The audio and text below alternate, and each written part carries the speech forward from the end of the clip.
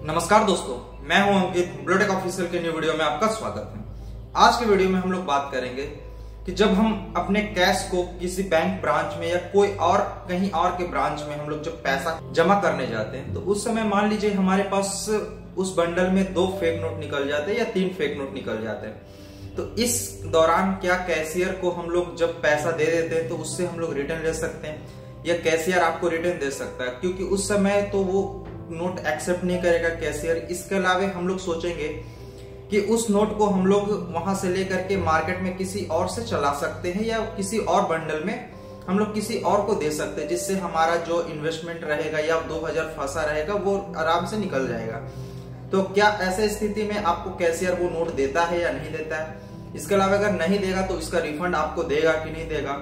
इसके अलावा आरबीआई के क्या गाइडलाइंस है कैश मैनेजमेंट डिपार्टमेंट की तरफ से या करेंसी मैनेजमेंट डिपार्टमेंट की तरफ से, इसी के बारे में आज के वीडियो में डिटेल में हम लोग समझने का कोशिश करते हैं। अगर मैं आपको सबसे पहले बताऊं कि आज के टाइम हम लोग कैश डिपॉजिट बहुत ही ज्यादा कर रहे हैं। इसके अलावा सीडीएम मशीन से भी हम लोग कैश डिपॉजिट करते हैं, जिसका full form cash deposit machine होता है। और ये आज के टाइम हम लोग जब किसी को यूपीआई करते हैं या हम लोग हमारा जो अकाउंट में बैलेंस होता है वो बैलेंस होने पे ही यूपीआई हो पाता है या कि कहीं पेमेंट होता है, चाहे वो लाइट बिल हो, मोबाइल रिचार्ज हो, पोस्टपेड हो, इसके अलावा इंटरनेट बिल, कनेक्टिविटी प्रीमियम। इसके अलावा जब किसी को पैसा ट्रांसफर करना हो तभी ये पॉसिबल होता है जब आपके बैंक अकाउंट में बैलेंस होता है। और बैंक अकाउंट में बैलेंस का एक मेन कारण है, चाहे आप जहां काम कर रहे हैं वहां आपके अकाउंट में आपका सैलरी आता हो, चाहे वो कैश अगर सैलरी देता हो तो आप उसको अकाउंट में इनिशिएट करते होंगे।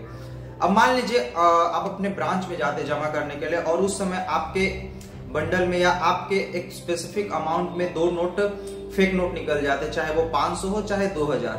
तो ऐसे स्थिति में और आरबीआई के गाइडलाइन के अनुसार करेंसी मैनेजमेंट डिपार्टमेंट की तरफ से ये गाइडलाइन निकाला गया है कि जब भी कोई कस्टमर या कोई बैंक डिपोजिटर आता है आपके ब्रांच में जमा करने के लिए तो बैंक और कैशियर दोनों में से कोई भी आपके नोट को तुरंत सीज कर लेंगे और इसके बदले आपको किसी भी तरह का कोई रिफंड नहीं दिया जाएगा।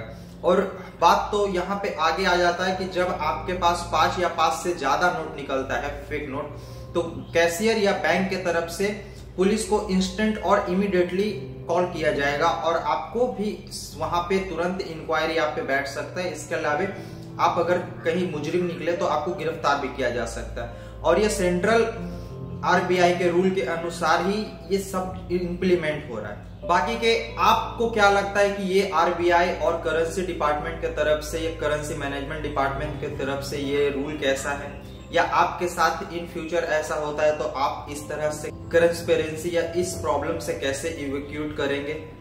तो आज की वीडियो में यही हम लोग समझने का कोशिश कर रहे थे कि आखिर के जब आप कैश डिपॉजिट आप अपने बैंक में जाते करने के लिए और उस समय मान लीजिए आपके पास 2 फेक करेंसी निकल जाता है तो आपको कितना प्रॉब्लम हो सकता है। जब वो फेक नोट आपके कैशियर या आपके बैंक को पता चल जाए तो वो नोट आपको रिटर्न भी नहीं देंगे और ना ही आपको उसका कोई रिफंड मिलेगा और ना ही वो सिर्फ उस कैश को वो या उस नोट को तुरंत सीज करके उसे आरबीआई के पोर्टल पे इंफॉर्मेशन देना होगा।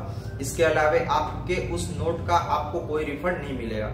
ये वीडियो बनाने का मेन पर्पस यही था कि जब भी आपके पास फेक नोट अगर गलती से आ जाता है तो आप उसको गलती से भी आरबीआई के गाइडलाइन के अनुसार किसी भी बैंक में या किसी भी ऐसे फाइनेंशियल इंस्टीट्यूशन में बिल्कुल भी ना ले जाए, क्योंकि लेके जाने से आपका वो नोट सीज हो जाएगा।